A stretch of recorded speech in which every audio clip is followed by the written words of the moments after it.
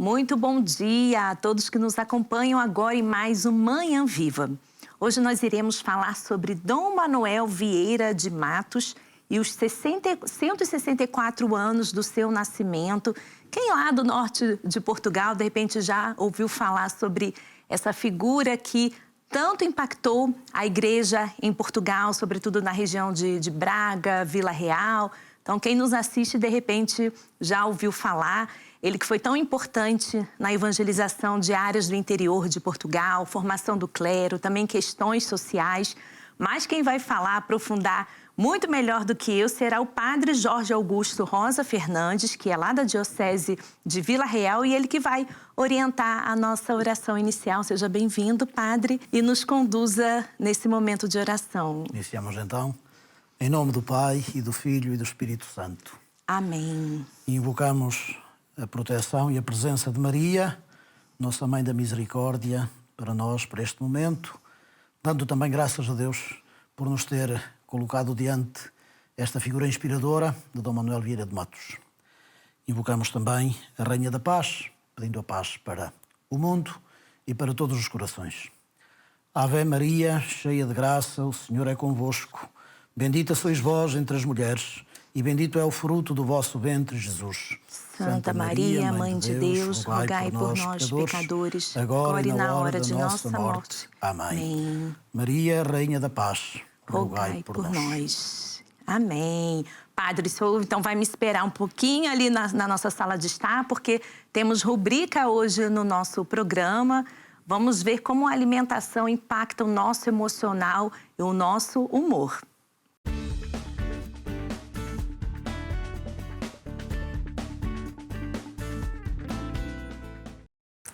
Muito bem, então vamos para cá, para o nosso espaço das rubricas. Hoje, saúde e bem-estar.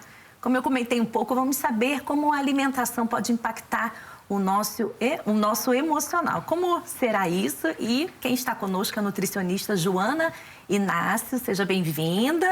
Muito obrigada. Antes de mais, olá a todos aí em casa. Vamos hoje falar de um tema muito especial e que faz sentido a todos nós. Sim, sim. A Joana já esteve ali como convidada, agora hoje aqui na nossa rubrica, para esse bate-papo, para a gente compreender, né, melhor de que forma, então, os alimentos podem afetar o nosso humor diário. Ora bem, o cérebro acaba por necessitar aproximadamente 25% da nossa energia. Portanto, tudo o que consumimos acaba por nos impactar nesse sentido. Imaginemos como um carro, por exemplo. Se ele tiver um combustível adequado, ele vai funcionar bem, de forma estável. Se não tiver o combustível mais adequado, pode haver aqui alguma instabilidade e algumas falhas de energia. Ou seja, quando temos uma alimentação rica em açúcares e alguns alimentos processados, acabamos por trazer esta instabilidade porque a informação e a energia que nos é fornecida através desses alimentos não é prolongada, havendo quebras de energia. Ou seja, há alguma irritabilidade e até alguma fadiga associada. No espectro oposto, se conseguirmos uma alimentação rica em hidratos de carbono, complexos, proteínas e gorduras boas, conseguimos aqui assegurar a estabilidade da energia e conseguimos também obter a matéria-prima necessária para os nossos neurotransmissores que estão associados ao nosso bem-estar, nomeadamente a serotonina e a dopamina. Portanto, uma alimentação completa e variada acaba por influenciar e muito o nosso emocional. Isso que eu já ia perguntar, quais nutrientes estão ligados a essa boa regulação alimentar? Então, além dessas que a Joana falou, tem mais algum nutriente? Sim. Ou seja, nós temos aqui tirosina e triptofano, que vai dar origem, então, às tais neurotransmissores do bem-estar, que é a serotonina e a dopamina. Também temos magnésio, ômega 3, assim como vitaminas do complexo B e ferro e zinco. Também temos de ter em atenção. Quando há déficit destes dois últimos, acaba por haver sintomas como fadiga e cansaço. Portanto, ficar atento aos mínimos sintomas que possam surgir lá em casa. E certos alimentos provocam ou contribuem para a ansiedade e depressão? Sim, ou seja, podem não ser responsáveis, não são os únicos responsáveis por isso. Obviamente aqui estas condições precisam de acompanhamento médico e psicológico, sendo que alguns alimentos podem exacerbar o sentimento de ansiedade, podem, como por exemplo a cafeína, provocar um aumento nesse sintoma e ser necessário alguns ajustes na alimentação. Ou seja, a alimentação é um pilar de apoio, mas não é o único principal fator a ter em conta. É preciso aqui um acompanhamento multidisciplinar. E, claro, né, tudo na nossa vida é o equilíbrio. Sim. Então, como os desequilíbrios também alimentares, o excesso vão impactar nesse bem-estar? Se, ao contrário, consumimos bons alimentos com seus nutrientes apropriados, ao contrário, o que mais pode ser prejudicial para a nossa saúde mental? Sim. Obviamente, se tivermos aqui dietas desequilibradas ou até mesmo muito restritivas e pouco variadas, o que pode acontecer é haver deficiências nutricionais que pode trazer aqui consequências na saúde e alguns déficits daqueles que eu falei, como o zinco, o ferro, que é importantíssimo analisar e ver, por exemplo, nas análises clínicas, fazendo aqui um check-up regular. Uhum.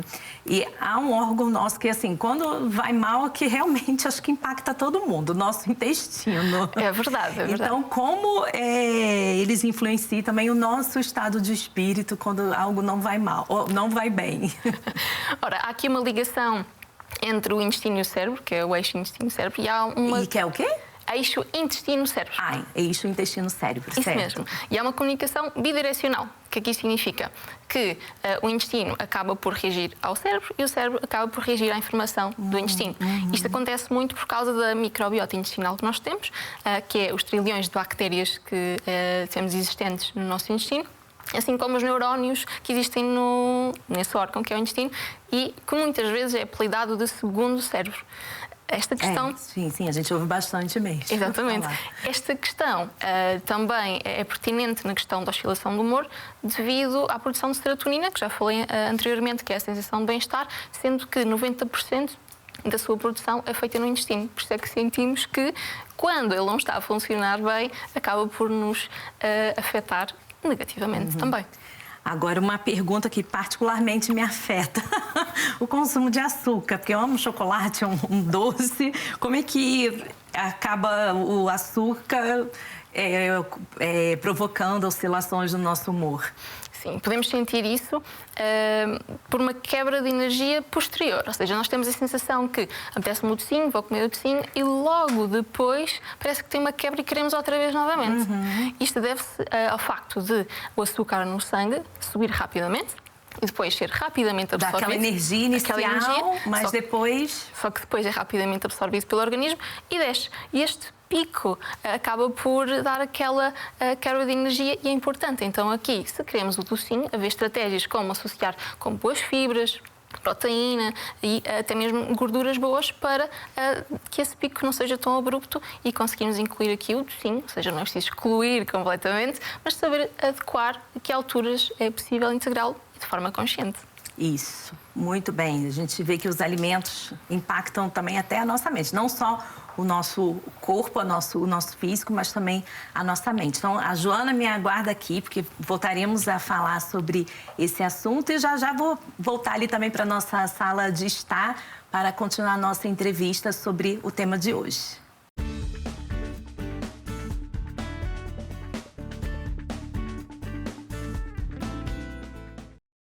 Agora sim, vamos começar a falar sobre Dom Manoel Vieira de Matos, um bispo que teve uma importância muito grande na história de Portugal. E o nosso objetivo aqui não é apenas ficar numa memória, num saudosismo, mas perceber um pouco como ele deixou o seu legado, as novas gerações também conhecerem a história da igreja em Portugal, porque com certeza o que temos hoje foi construído por esses homens que lá atrás precisaram se doar, precisaram enfrentar inúmeros desafios. Não é mesmo, Padre Jorge? O biógrafo do bispo, não é mesmo? Então, seja bem-vindo, muito obrigada pela sua presença. E para começar, como teve início a tua ligação com o Dom Manoel para se inscrevê-lo, começar assim, a divulgar a sua história? A minha ligação com o biografado nasceu no meu tempo de seminário, do seminário menor, em Vila Real, em que havia lá uma galeria dos retratos. Havia os retratos dos 4 bispos, até então da diocese, e havia mais um retrato ao óleo ainda. E depois alguém disse, bom, aquele foi o Dom Manoel Vieira de Matos, que era natural da Diocese de Vila Real, antes dela existir, naturalmente, ou seja, do território da Diocese de Vila Real, mas que foi o arcebispo de Braga que pediu a criação da Diocese de Vila Real. Pronto, começou por aí, a primeira vez que eu ouvi falar de Dom Manuel Vieira de Matos. Depois, claro que o Dom Joaquim, que era o bispo na altura de Vila Real, portanto, anos 90, falou-nos um pouco da história da Diocese e, portanto, apresentava sempre Dom Manuel Vieira de Matos, no fundo, como o fundador da Diocese de Vila Real. Eu chamo-lhe, no meu livro, chamo-lhe o pai da Diocese de Vila Real. Ele dizia, bom, foi o bispo que pediu a criação da Diocese de Vila Real em 1922. E ficou essa referência a Dom Manuel Vieira de Matos. Eu sabia que era natural do Concelho da Régua, mas só isso. Mais tarde, eu era padre há cerca de 10 anos, fui convidado para fazer parte dos referentes da Pastoral da Cultura, o referente da Diocese de Vila Real na Pastoral da Cultura a nível nacional. E em alguma dessas reuniões, lembro-me que na altura do centenário da República, um padre, um homem venerável, que já faleceu, o padre da Diocese da Guarda, o padre José Júlio Pinheiro, que eu recordo com saudade, era, digamos assim, o veterano entre nós, os referentes diocesanos da Pastoral da Cultura. A propósito exatamente do centenário da República, ele disse: não podemos esquecer a figura de Dom Manuel Vieira de Matos, que à altura da implantação da República em Portugal era bispo da Guarda, e que foi um dos grandes mártires da República. Eu fiquei com essa ideia, até tomei umas notas num caderno, para mais tarde, um dia, para o Boletim Diocesano ou coisa, fazer um estudo sobre o Dom Manuel Vieira de Matos. Não se proporcionou, digamos, logo na altura, mas a propósito do centenário da Diocese de Vila Real, portanto, em 2022, há 3 anos, eu fiz então um estudo até mais desenvolvido sobre a figura de Dom Manuel Vieira de Matos. Portanto, bem aí dessa área, portanto, sobretudo da investigação histórica sobre a sua figura. Sim, então vamos querer saber alguns detalhes dessa investigação. De repente não vamos contemplar tudo, né? Porque com certeza uma vasta trajetória, mas depois quem quiser pode aprofundar no livro. Mas, resumidamente, o senhor poderia nos dizer como foi a trajetória de Dom Manuel, mais ou menos assim, uma cronologia, para quem nos assiste, nunca ouviu falar, para se situar, assim, quem foi Dom Manuel? Portanto, ele nasceu em 1861. Portanto, fez já os 164 anos, né? E fez o percurso normal, digamos. Nasceu em Poiares da Régua, Concelho do Peso da Régua. E, portanto, já na segunda metade do século XIX. Fez o percurso normal da formação do seminário, primeiro em Braga, depois em Lamego, porque, entretanto, a zona, digamos assim, a área de naturalidade dele andou ali a passar da Diocese de Lamego, Braga para Lamego, etc. E depois foi ordenado, já nos finais do século, para a Diocese de Lamego. Entretanto, depois no último ano, o penúltimo, neste caso, nós sabemos que os séculos se medem de outra forma, ele foi ordenado, foi nomeado bispo, auxiliar de Lisboa, arcebispo de Mitilene, auxiliar do Patriarca de Lisboa.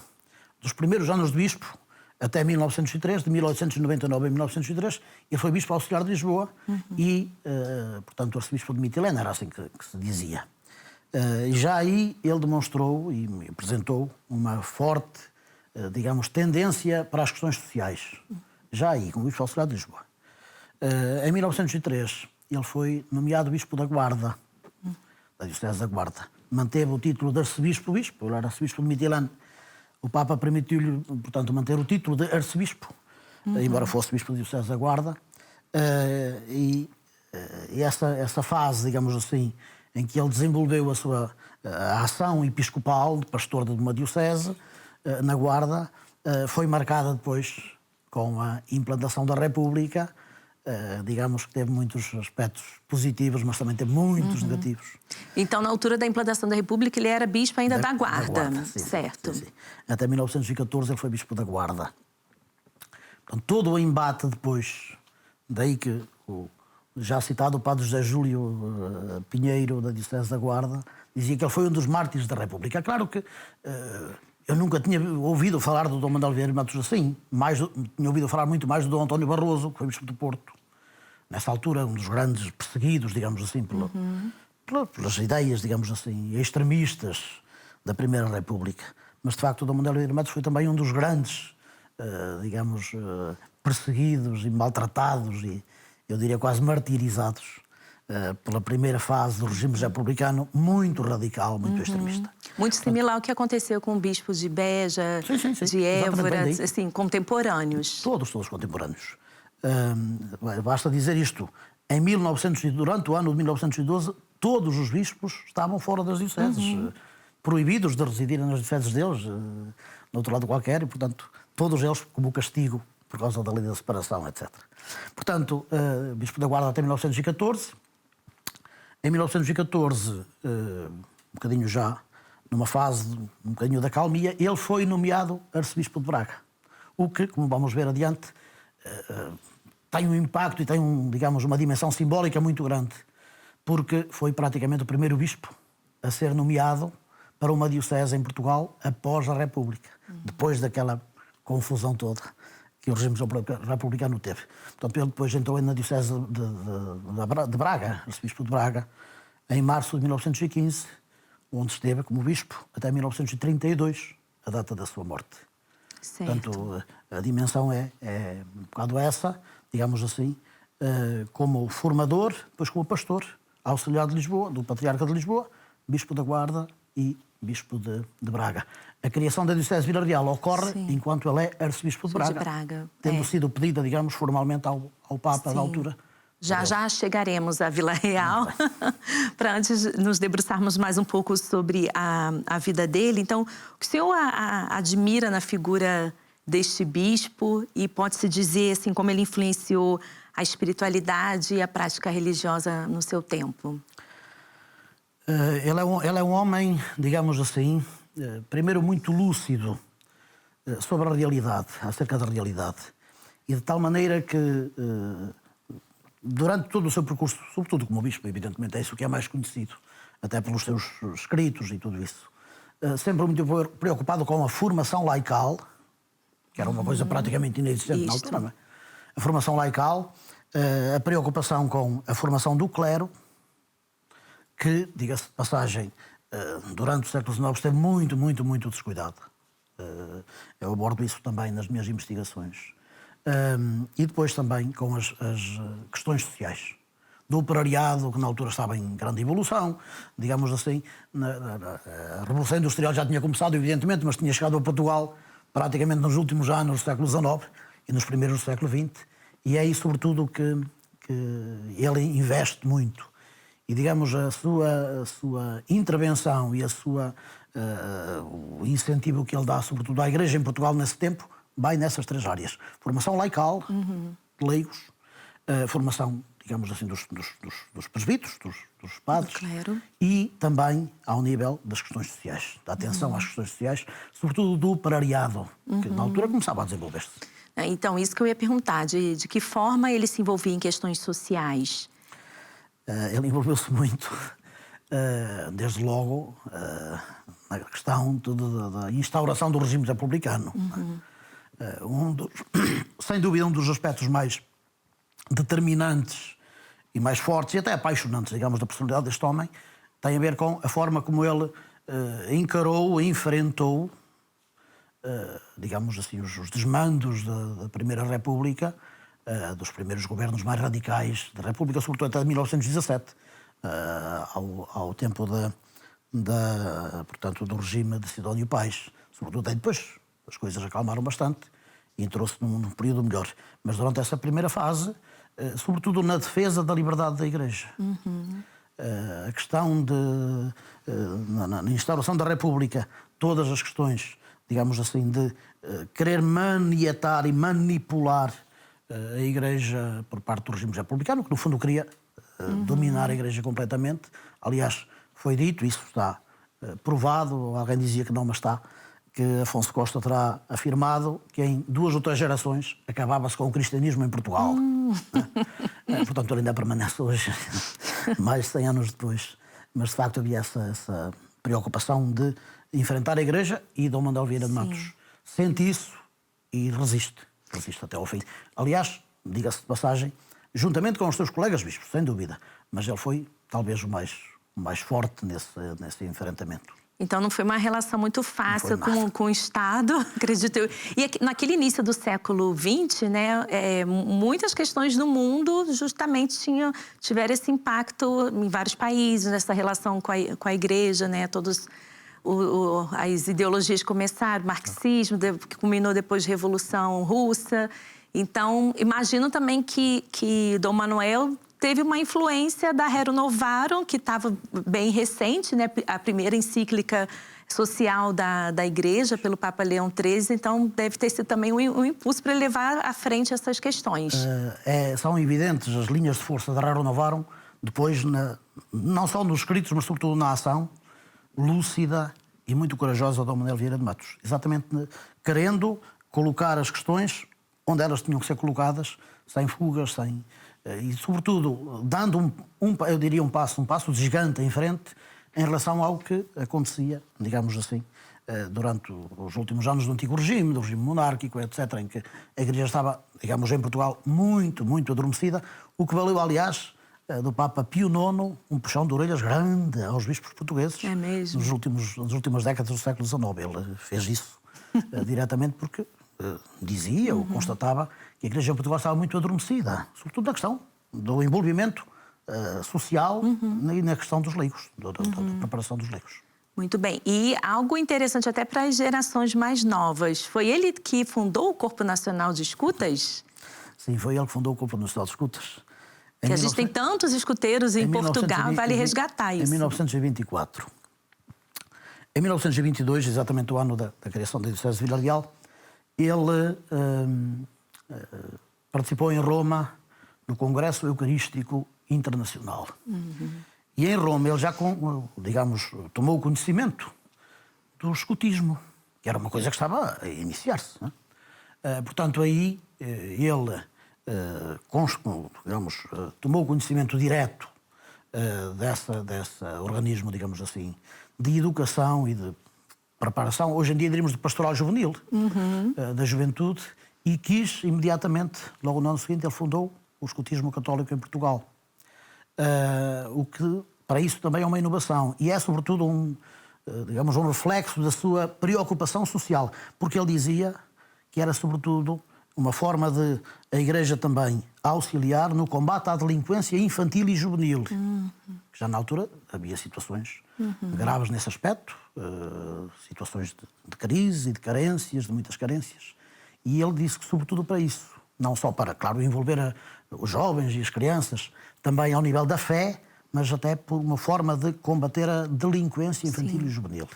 E uma prevenção também, claro, né? Também. Em termos preventivos, precisamente. Sim, então a gente pode falar que até hoje o escutismo traz os princípios e valores de Dom Manuel? Na primeira fase, digamos, nas primeiras décadas do escutismo em Portugal, esses valores e essas preocupações estiveram muito presentes, não tenho dúvidas. Embora eu não conheça profundamente o escutismo católico em Portugal, penso que sim, que ainda mantém a questão do amor à Igreja, a questão, digamos assim, da responsabilização pessoal, a questão do crescimento nos vários aspectos, não é? Físicos e psicológicos e espirituais da pessoa. Isso está lá muito presente. Exatamente com o complemento, digamos assim, da formação geral das gerações mais jovens. Eu penso que ainda continua a estar muito presente, embora talvez um bocadinho mais diluídos, parece-me a mim, do que nas primeiras décadas, sim. Isso é muito mais forte. Não, mas muito interessante a visão dele mesmo de formação dos leigos, né? Sim. E dos jovens, porque realmente é algo inovador para essa época. E mais alguma iniciativa assim que foi importante durante o episcopado? É nesse aspecto que ele é um bispo, como disse, que não dá um passo em frente, há muitos passos em frente em relação aos, digamos assim, às décadas anteriores, porque desde logo o início ele investiu muito, claro, era uma coisa que estava, digamos assim, na altura na moda, nos congressos de leigos, congressos de operários, círculos católicos de operários, desde o início, já em Lisboa, como bispo auxiliar, na Guarda muito, Não podemos esquecer que, sobretudo, a zona da Covilhã, na altura, era uma zona muito em ebulição, não é? A ferver em termos do operariado, a questão dos lanifícios, etc., da Serra da Estrela, onde ele esteve muito presente e muito preocupado. E, portanto, ele realizou, de certeza, dezenas de congressos, sobretudo direcionados para questões sociais, de operários, outros congressos pastorais, até mesmo litúrgicos, mas eram os congressos, ou seja, envolver as pessoas na reflexão sobre a realidade para depois tirar dali conclusões para a vida prática. Esse foi um dos aspectos, sem dúvida, mais fortes e mais intensos também da pastoral e da preocupação pastoral como bispo de Dom Manuel Vieira de Matos. Muito bem, vamos continuar a aprofundar sobre Dom Manuel Vieira de Matos no segundo bloco. A gente vê como um bispo e também um exemplo para os dias de hoje, para a nossa pastoral, como ele tinha esse olhar como um todo, né, para a pessoa no seu aspecto religioso, social, profissional. Então, aguarde que já já voltaremos.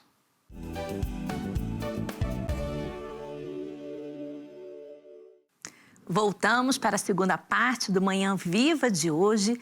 E hoje, quem está no centro do nosso programa é Dom Manuel Vieira de Matos, um bispo que foi importantíssimo na história da Igreja em Portugal no início do século XX. Está conosco o Padre Jorge, o biógrafo de Dom Manuel, nos ajudando a conhecer mais essa figura que deixa um legado até os nossos dias. Mas antes de aprofundarmos ainda mais o tema de hoje, vamos voltar com a nossa nutricionista para sabermos um pouco mais de que forma os alimentos impactam a nossa saúde mental.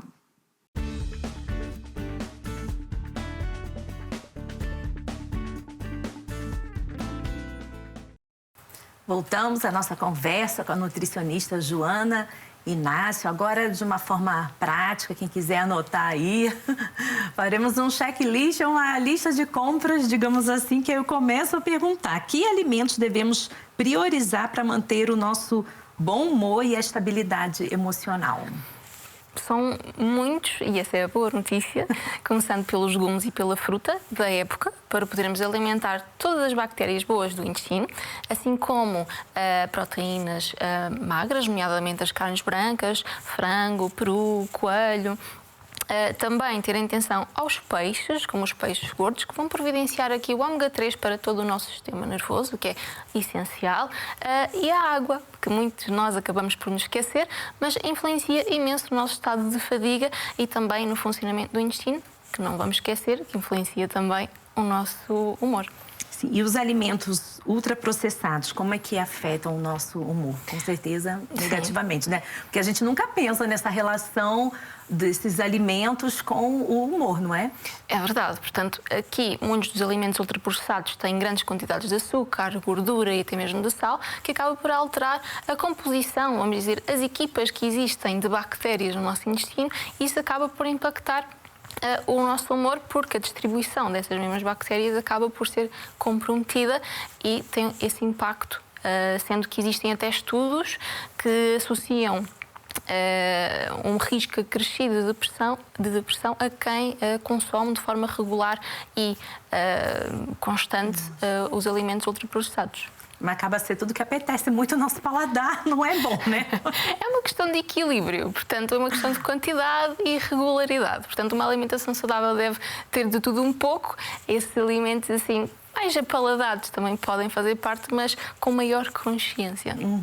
E como ajudar quem não tem disciplina, que não gosta de legume, de verdura, dos alimentos que são saudáveis, como enfiar na cabeça, que é importante? Bem, muitas pessoas veem a diferença do impacto dos seus hábitos logo com pequenas alterações. Portanto, convencer do género: ok, não gosto de vegetais, deve haver um ou dois que pelo menos podemos gostar, e é brincar um pouco com as especiarias e a forma de confecção. Muitas pessoas acham que a alimentação saudável é tudo cozido.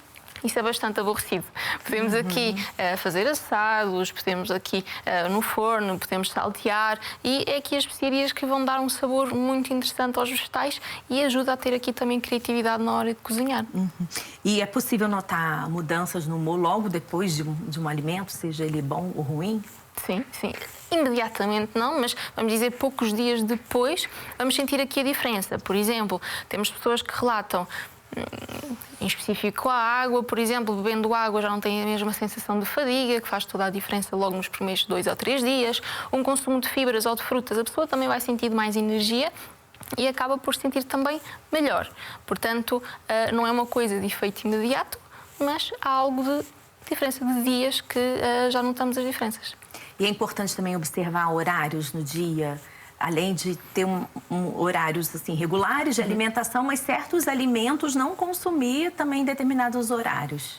Sim, não é preciso ter um horário estrito ou acaba por ser obrigatório, não é um universal. Por exemplo, quem trabalha por turnos, obviamente, tem aqui outras necessidades e é preciso alguns pormenores a analisar, mas pelo menos precisamos de 5 refeições. Pequeno almoço, meio da manhã, almoço, lanche e jantar, sendo que ao jantar é necessário ter cuidado para ficar pelas 8, 9 da noite, para que consigamos fazer a digestão antes de ir deitar. Pronto, portanto, é preciso este cuidado, percebendo a rotina de cada um e adaptar as escolhas alimentares dentro daquilo que é possível. E há algum alimento que é importante evitar na parte da noite? Tudo que é mais rico em açúcares, porque acaba por nos deixar com mais atividade e mais energia, e a essa hora nós queremos é mesmo dormir. Portanto, se quisermos privilegiar, os lácteos podem ser aqui uma boa ajuda. Tudo o que é açucarado, tentar evitar principalmente a essa hora. E o cafezinho? Tem gente que não afeta o sono se tomar o café mais tarde, mas em geral para as pessoas é bom evitar assim tarde e noite. Sim, porque embora nem todas as pessoas tenham uma reação imediata, é necessário ter esse cuidado porque acaba por afetar a nossa regulação do sono, embora não seja uma coisa a curto prazo, mas sim a longo prazo que vai ter aqui mais efeitos. Certo. E outro assunto assim que é bem controverso, jejum intermitente, que muitos falam, e dietas também que são muito restritivas. Isso pode também impactar o humor de alguma forma? Sim, obviamente se não forem aqui acompanhadas, nem haver uma causa para haver, ou seja, o jejum, seja alguma restrição na alimentação, podem levar aqui a alguns déficits nutricionais ou até mesmo aqui alterações a nível hormonal, aumentando o cortisol, que é a hormona do stress, e acabam por sentir uma maior ansiedade de forma geral, porque se estão a restringir, por exemplo, de uma forma contínua, levando também a ter uma relação com a comida não tão positiva. Muitas vezes é uma questão de não vou fazer determinada coisa ou não vou comer e é quando nos apetece mais. Portanto, é preciso ter esse cuidado e perceber que estas estratégias não são para todas as pessoas e é preciso adaptar. Certo. E há necessidade, muitas vezes, então, de suplementação, tomar suplementos para ajudar a regular o nosso humor? Sim, muitas vezes é necessário suplementar, no entanto, é preciso analisar criteriosamente quais, através das análises clínicas, ou seja, só em caso de déficits é que deveremos aqui suplementar. Temos o caso da vitamina D, do ferro, ômega 3, por exemplo, que impactam diretamente aqui o nosso humor e a nossa energia. Mas antes de fazer a análise, o corpo dá algum sinal se algo não vai bem e afetando o nosso emocional, a gente perceber pela alimentação que o corpo dá sinais?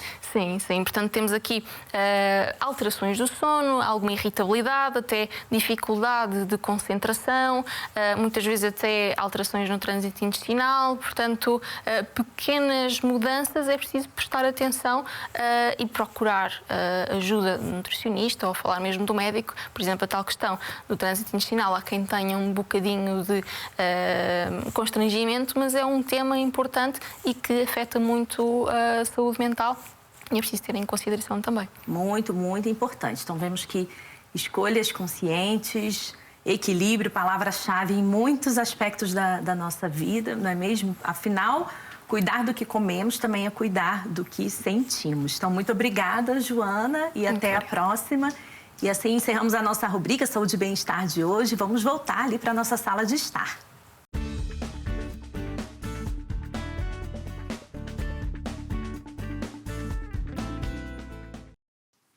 Voltamos à nossa conversa com o Padre Jorge, biógrafo de Dom Manoel Vieira de Matos. Padre, enquanto o senhor falava no primeiro bloco, eu fiquei a pensar, né?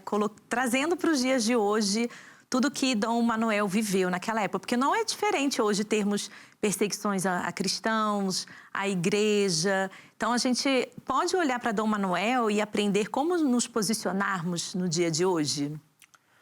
O que mudou muito, sobretudo nas sociedades ocidentais, foi, digamos assim, a evolução ideológica e cultural Sim. para as democracias, não é? Portanto, a nível das sociedades ocidentais, há muita mudança. No entanto, em relação a outras sociedades mais remotas, há de facto as mesmas situações de perseguição, de confronto, de provocação. E nesse aspecto, Dom Manuel Vieira de Matos pode e é um belo exemplo para nós, um belo modelo, sobretudo de resistência, de amor à Igreja e de sabermos que não podemos abdicar de certos valores.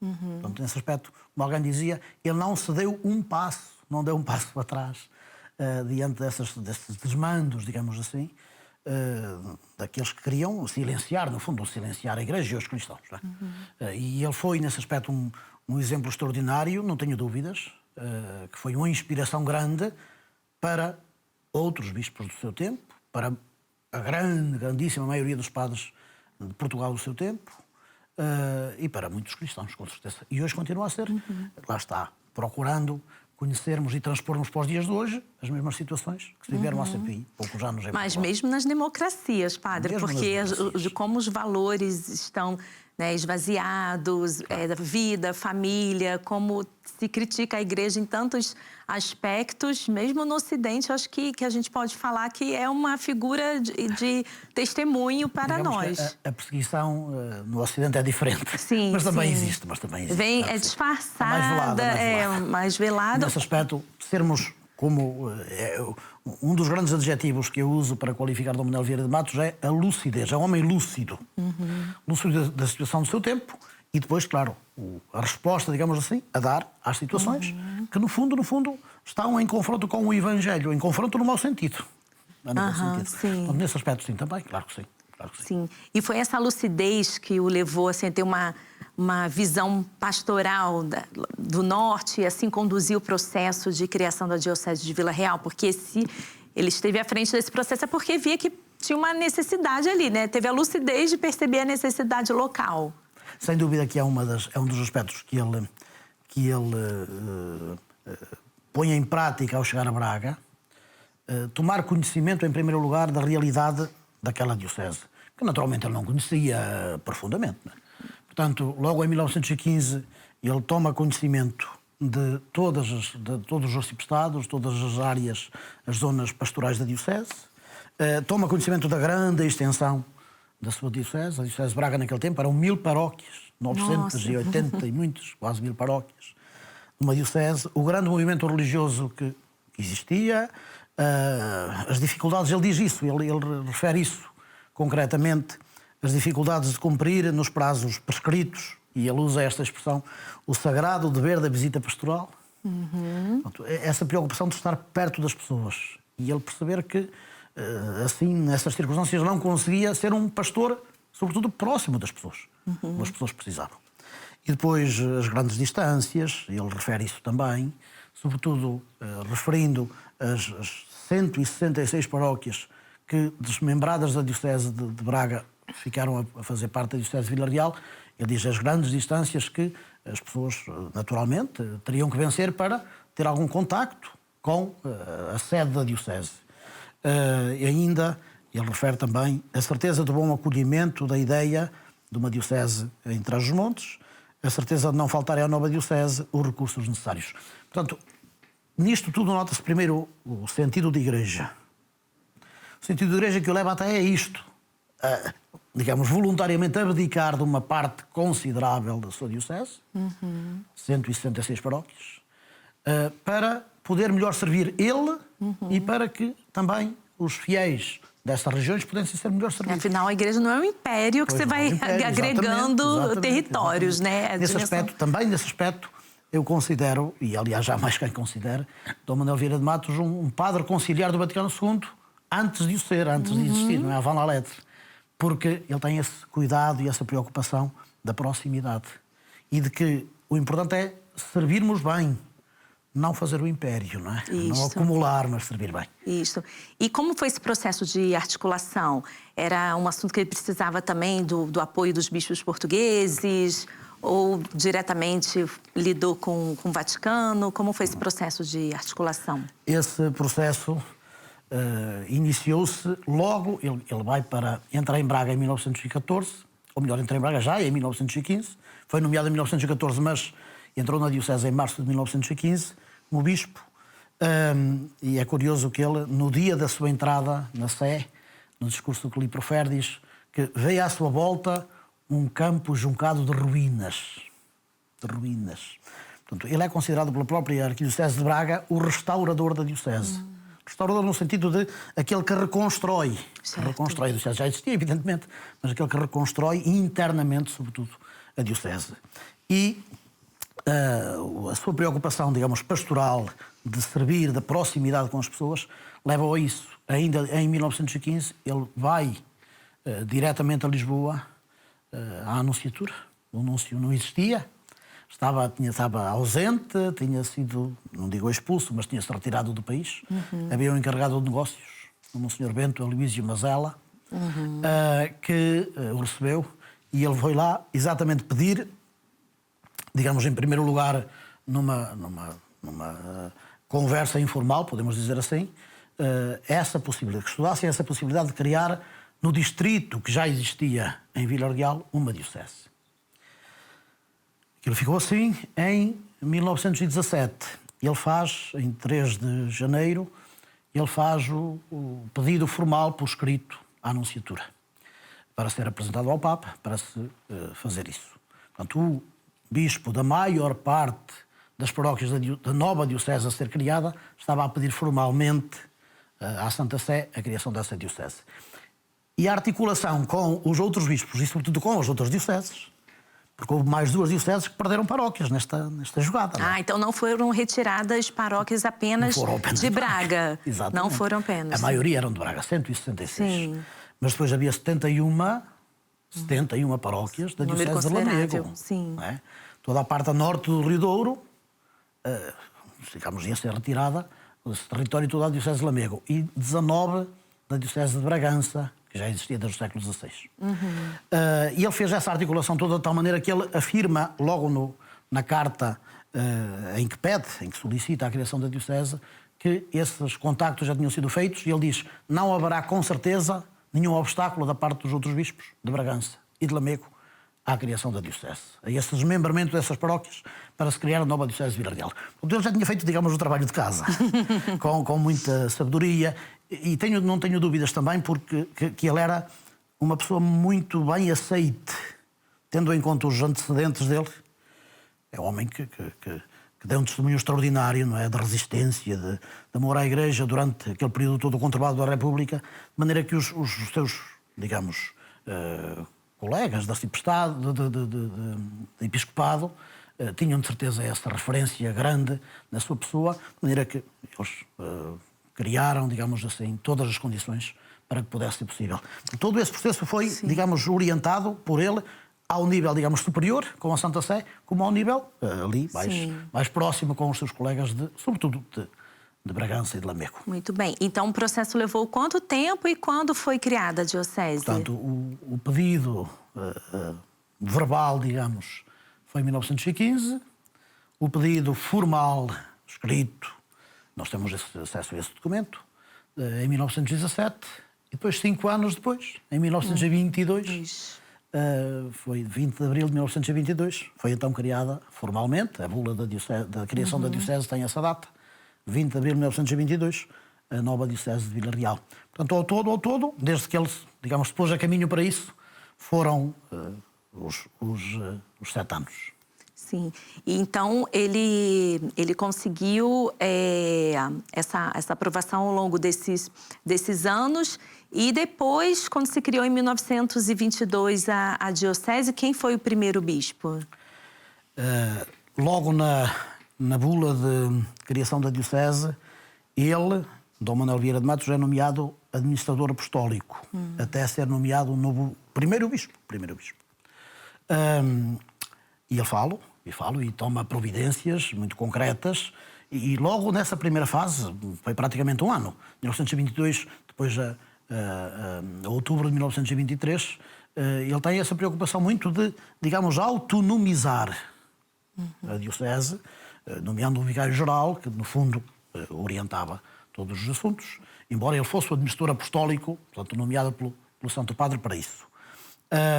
E, portanto, ele tem essa preocupação.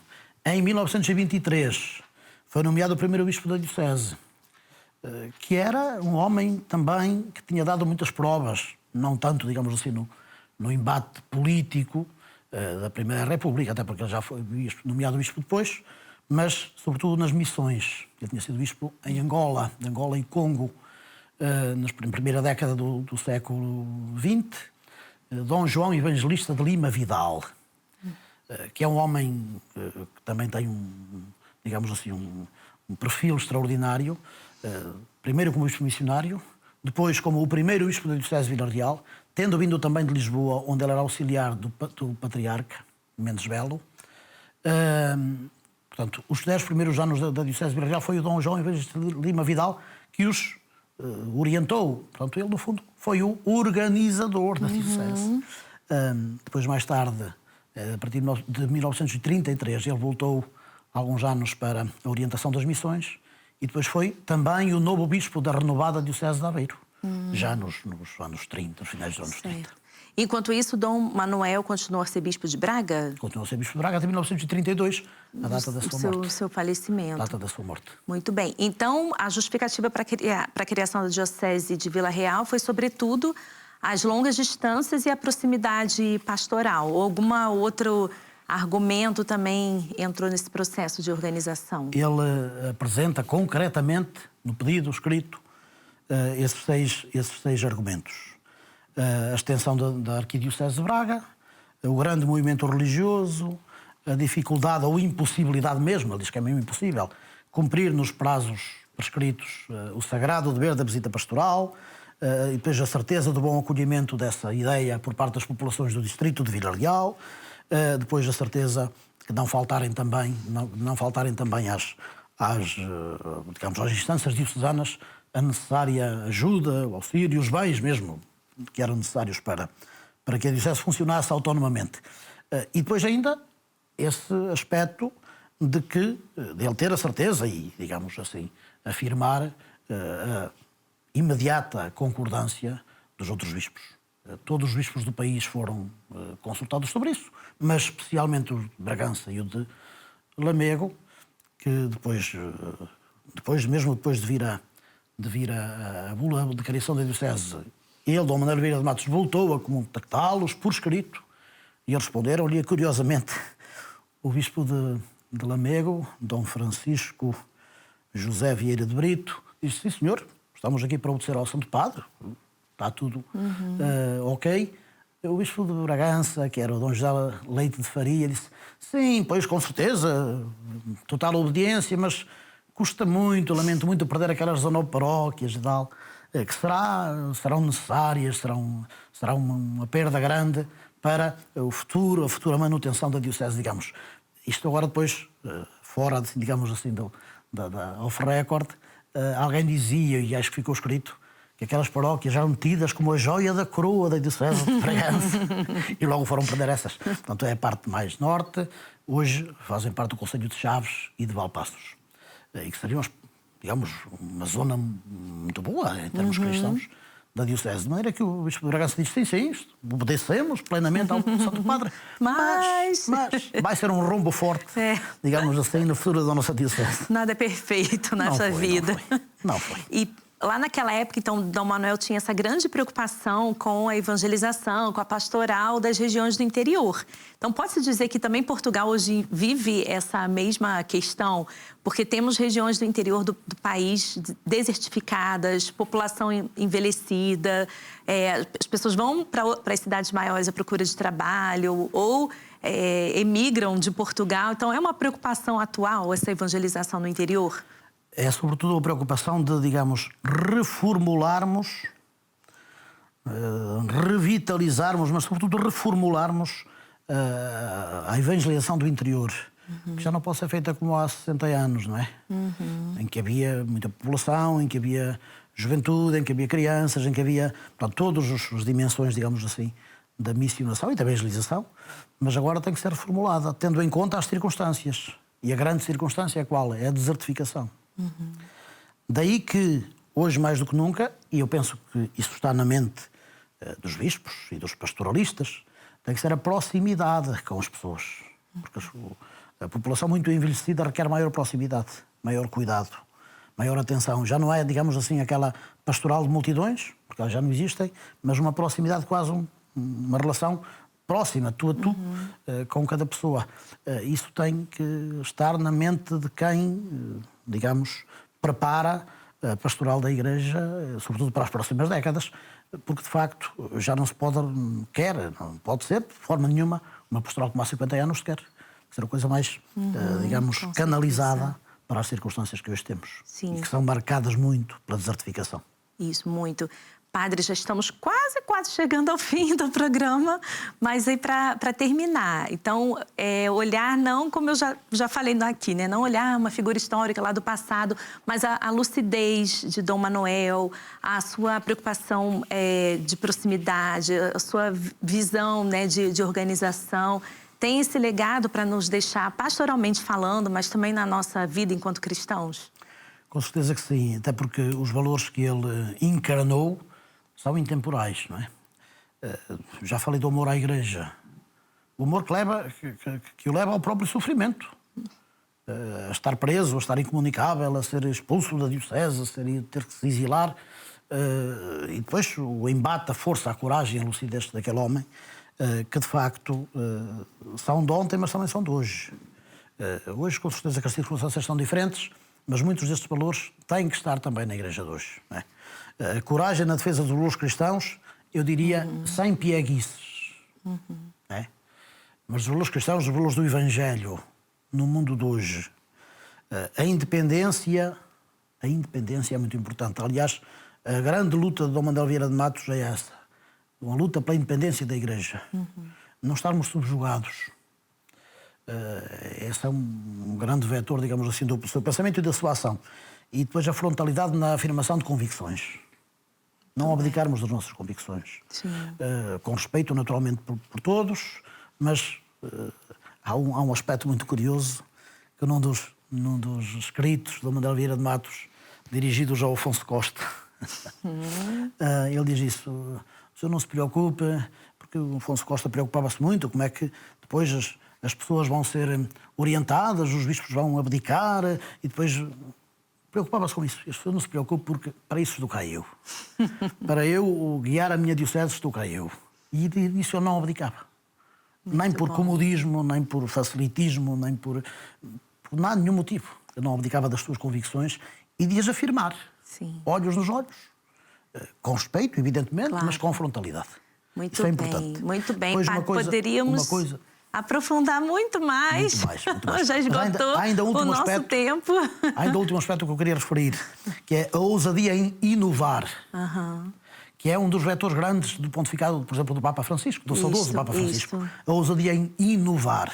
Em não nos prendermos aos esquemas do passado, mas em inovar. Esse é um dos vetores grandes também do pontificado de Dom Manuel Vieira de Matos. Muito bem, poderíamos continuar a falar, aprofundar muito mais, mas aí fica o gostinho para quem está lá em casa procurar saber mais, se inspirar.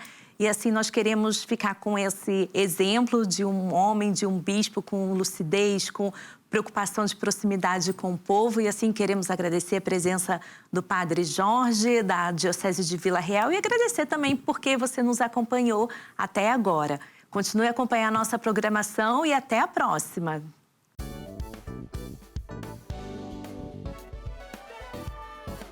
Se gostou deste programa, clique aqui na nossa playlist aqui em baixo para ver outros episódios. Se ainda não subscreveu o nosso canal do YouTube, faça-o já clicando neste botão aqui do lado e será logo o primeiro a saber todas as novidades.